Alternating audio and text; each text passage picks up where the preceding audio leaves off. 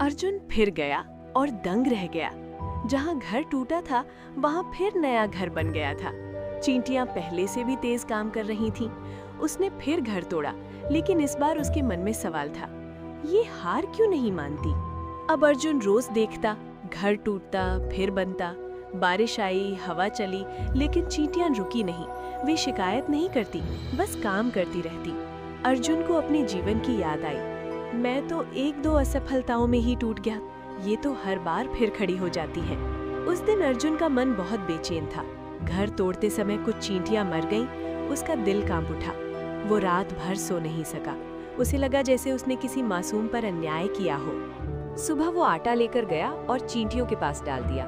वो चुपचाप बैठकर उन्हें देखता रहा। आज उसने घर नहीं तोड़ा, उसके भीतर कुछ बदल रहा था। अर्जुन महात्मा के पास पहुंचा और बोला, महाराज, मैंने कोशिश की, लेकिन अब मैं उनका घर नहीं तोड़ सकता। वे हर बार फिर खड़ी हो जाती हैं।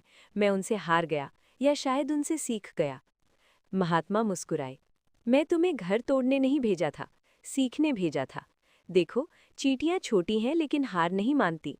उनका घर टूटता है फिर बनता है। वे शिकायत नहीं करती, बस काम करती रहती हैं। जीवन भी ऐसा ही है।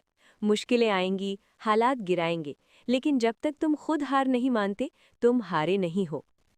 अर्जुन की आंखें नम थीं, लेकिन इस बार उनमें चमक थी। नया आरंभ। वो घर लौटा। समस्याएं वही थीं, लेकिन वो बदल चुका था। उसने छोटे छोटे कदम उठाने शुरू किए, मेहनत की। हार मिलने पर रुकने के बजाय सीखने लगा। धीरे धीरे हालात सुधरने लगे।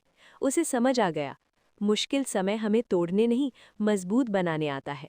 और जो बार बार उठता है वही आगे बढ़ता है। सीख।